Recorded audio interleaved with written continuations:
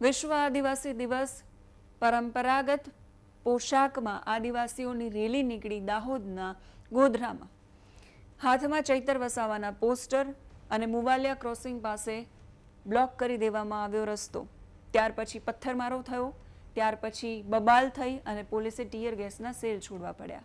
આખી ઘટના શું છે દાહોદની એના પર વાત કરીશું વિગતે। નમસ્કાર, આપની સાથે હું સેજલ।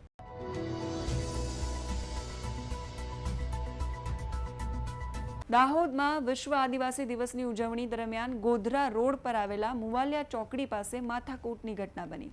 આદિવાસી સમાજની રેલી દરમિયાન ચૈતર વસાવાના સમર્થકો પણ આ રેલીમાં પહોંચ્યા।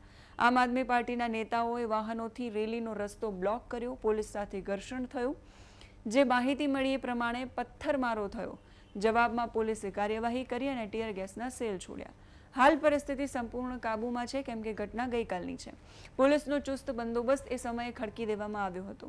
આ રેલીમાં આદિવાસીઓએ ડીજે વગાડવાનું નથી એવું નક્કી કર્યું, પણ ચૈતર વસાવાના સમર્થકો અને આમ આદમી પાર્ટીના કાર્યકરો ડીજે સાથે ત્યાં પહોંચી ગયા એવી માહિતી છે અને રસ્તો જામ કર્યો।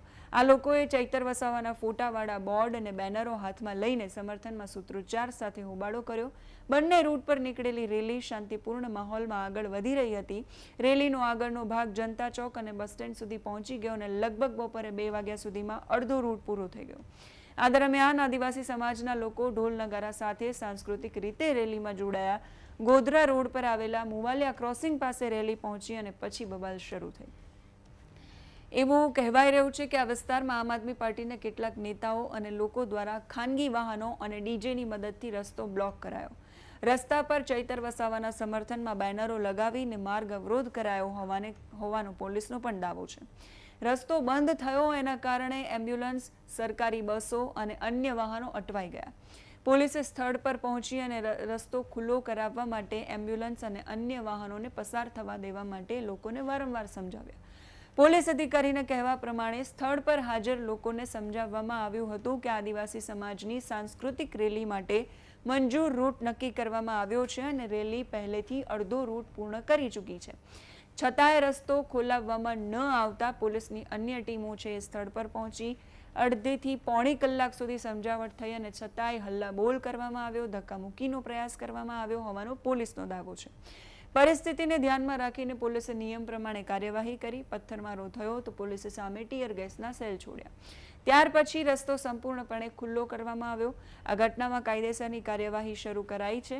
ઘટના અંગે ડીવાયએસપી જગદીશ ભંડારીએ માહિતી આપી છે। શું કહ્યું છે એમણે સાંભળીએ। દાહોદના ગોધરા રોડના જે મુવાલિયા ક્રોસિંગ વિસ્તાર છે એ વિસ્તારની અંદર આમ આદમી પાર્ટીના અમુક નેતાઓ અને અમુક લોકોએ પોતાની પ્રાઇવેટ ગાડી દ્વારા અને ડીજે દ્વારા રસ્તો બ્લોક કર્યો હતો। રસ્તો બ્લોક કરી આઈ સપોર્ટ ચૈત્ર વસાવાના બેનરો સાથે રસ્તો જામ કર્યો હતો, જેમાં એમ્બ્યુલન્સ ફસાણી હતી અને સરકારી બસો પણ ફસાણી હતી। જેથી અમારા અધિકારીઓ દ્વારા તેમને શાંતિપૂર્ણ સમજાવવામાં આવ્યા હતા કે તમે રસ્તો ખુલ્લો કરી નાખો અને એમ્બ્યુલન્સ તથા અન્ય વાહનોને જવા દેવો।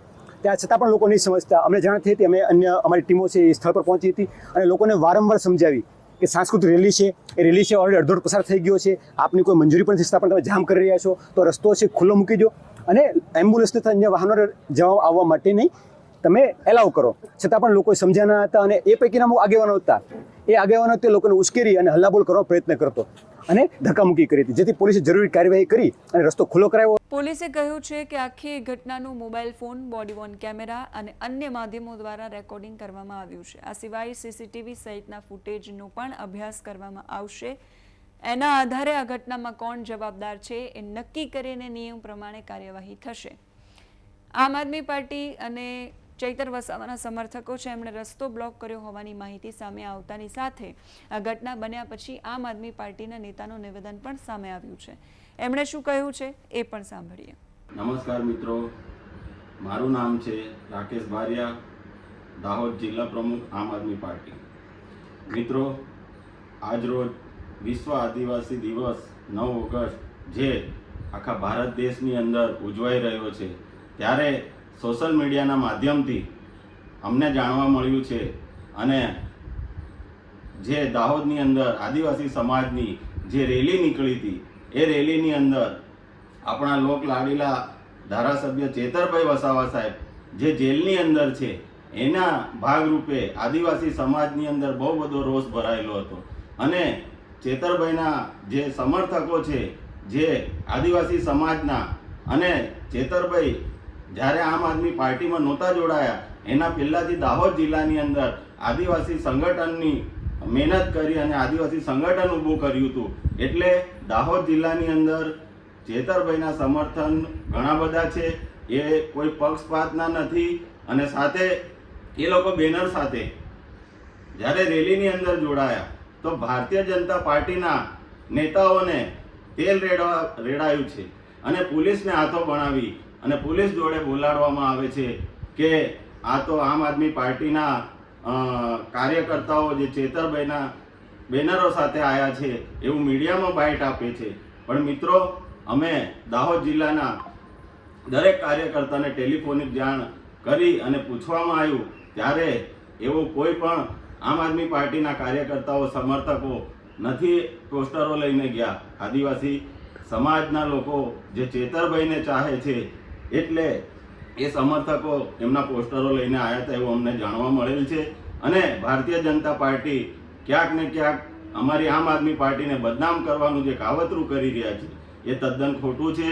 અમે પોલીસ જોડે પણ વિડીયો રેકોર્ડિંગ પણ છે અને જે પણ હશે એમાં અમારા કાર્યકર્તા હશે તો અમે પણ જોઈશું. પણ આ આદિવાસી સમાજના વર્ષોથી આદિવાસી સમાજની રેલીઓ નીકળતી આવે છે તો આ આમ આદમી પાર્ટીનું નામ જે બદનામ કરી રહ્યા છે એ તદ્દન ખોટું છે.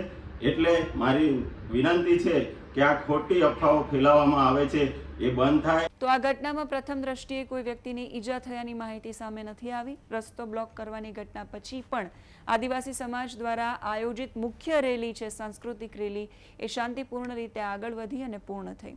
રેલીમાં લોકો ઢોલ નગારા સાથે વિશ્વ આદિવાસી દિવસની ઉજવણી કરી રહ્યા હતા અને રેલી શાંતિપૂર્ણ રીતે સંપન્ન કરવામાં આવી. પોલીસનો પક્ષ એવું કહી રહ્યો છે કે શાંતિપૂર્ણ જે રૂટ નક્કી કરવામાં આવ્યો હતો ત્યાંથી રેલી નીકળી હતી. સામે પક્ષે એવું કહેવાઈ રહ્યું છે કે આમ આદમી પાર્ટીના કે ચૈતર વસાવાના સમર્થકો હોવાની વાતો અફવા છે. આ આખી ઘટનામાં જે બબાલ થઈ એ નહોતી થવી જોઈતી. એ ઘટના પર તમારું શું કહેવું છે? ચૈતર વસાવાના સમર્થકો પર, આમ આદમી પાર્ટીના સમર્થકો પર, આમ આદમી પાર્ટીના કાર્યકરો પર, સાંસ્કૃતિક રેલી પર અને જે બબાલ થઈ એ તમામ વિષયો પર તમારો અભિપ્રાય શું કહે છે કમેન્ટમાં લખીને મારા સુધી પહોંચાડો. અત્યારે આ વિડીયોમાં બસ આટલું જ. નમસ્કાર.